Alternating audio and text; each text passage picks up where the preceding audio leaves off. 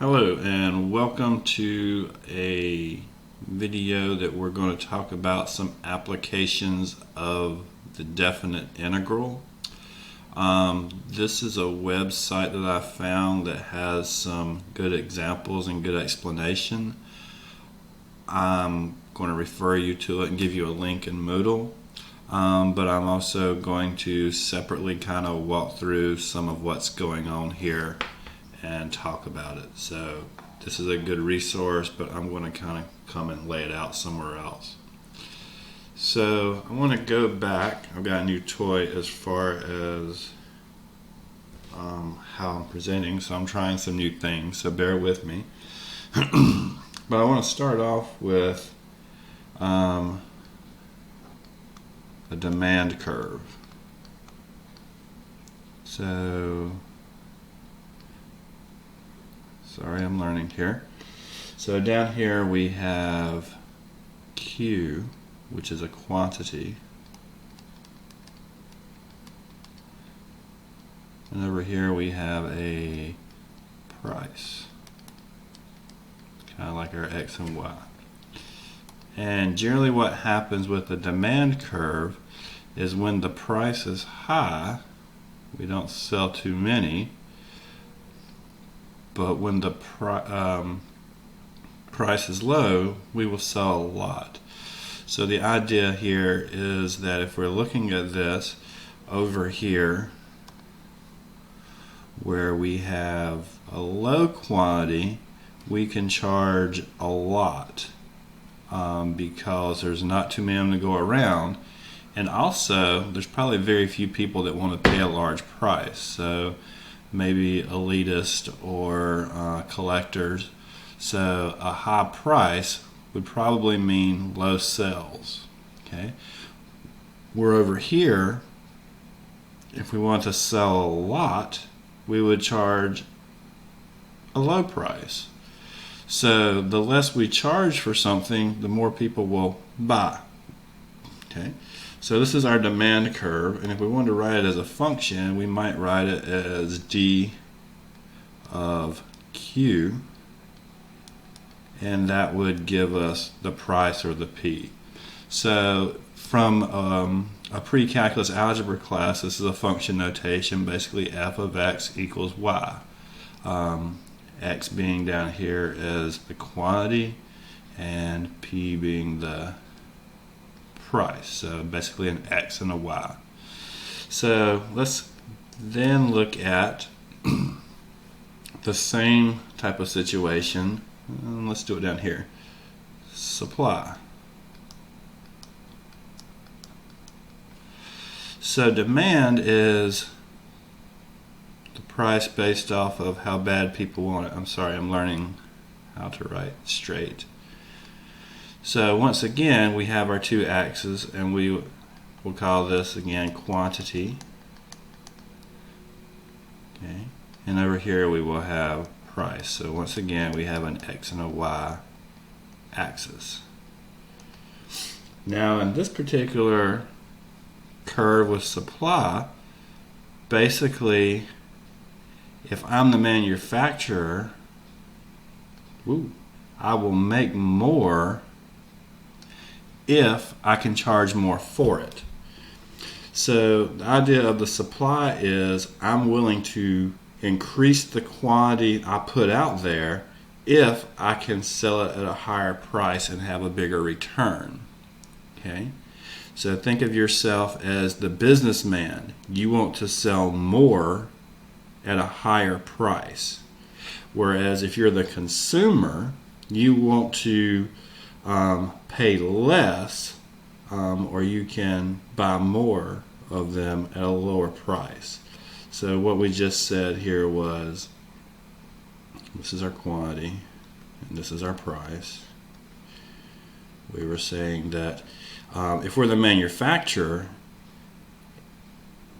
we're not going to make that many if we're selling it cheap. We'll make a lot if we can raise the price on it, because that will give us more money. Okay, and if we want to write this as a function, we might call it supply of Q equals P. So economics kind of takes over where these two meet. So what we're going to focus back on here, something we've talked about, but the equilibrium point. So let's see if I can get a halfway to decent straight line. It wasn't the worst. Quantity and price. And we have our demand curve that goes down, meaning we charge less if there's more items available. And our supply curve, which means we will make more if we can charge more. But what we're really interested in here, this is S of Q, and the other one was D of Q. What we're really interested in is where those two things meet. Okay. Meaning the supplier does not want to make more than is necessary, but they also want to charge as much as they can, and the consumer does not want to pay more than is necessary, but wants to buy as many as they can. So this point right here is a very special point.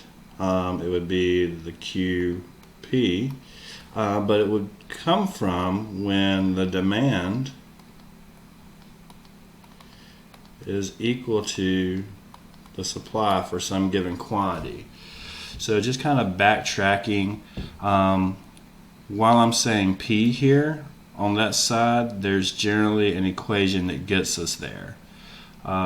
So we could say something along the lines, and I'll kind of revert to something a little bit easier here. Let's say that the demand of Q, I'll go to linear equations. Let's say it was 500 minus 4Q. And then let's say the supply was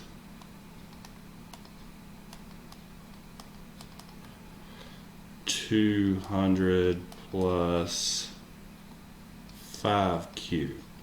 So these are not curves as we have up there, but they are two linear equations. Okay, the supply is increasing over here. The demand is going down. So that shows you what the curve is doing. So if we actually wanted to find the equilibrium point, we could set these two equal to each other. 500 minus 4Q equals 200 plus 5Q. We would solve this equation, so I'll bring the 200 over, so I'll leave 300 over here. I'll bring the 4Q over, so that would give me 9Q over here. And if I divide by 9, I don't think that gives me a nice number, but 300 divided by 9, we'll say it's approximately 33. So basically that means the manufacturer would make 33 items, the consumer would buy 33 items, and then we could use either one of these. Let's just use the supply curve since it's an addition. That way we can think less. But if we actually wanted to find the price we're selling it for, we could plug that 33 in, and I have a calculator nearby. 5 times 33 is 165 plus 200. So that price that I'm working with is $365. So in this example, what works out best for the manufacturer to sell as many as possible and the consumer to buy as many as possible is to have a quantity of 33 sold at $365 each. So that gives us that equilibrium point. Okay, so keep that in mind. We could have for our, let me see here, we could have for our demand curve, just to make sure it's noticed here. Trying to select this. We got an equation here. Ooh, that's kind of nasty. But we got this equation for the demand. I made a linear curve because I knew I could make it up easy, and I've got a linear curve for the supply, but these could be quadratics, they could be rationals, so they could solve in different ways, but the concept will be the same. So this video was about the equilibrium point. All right, we'll go to another video.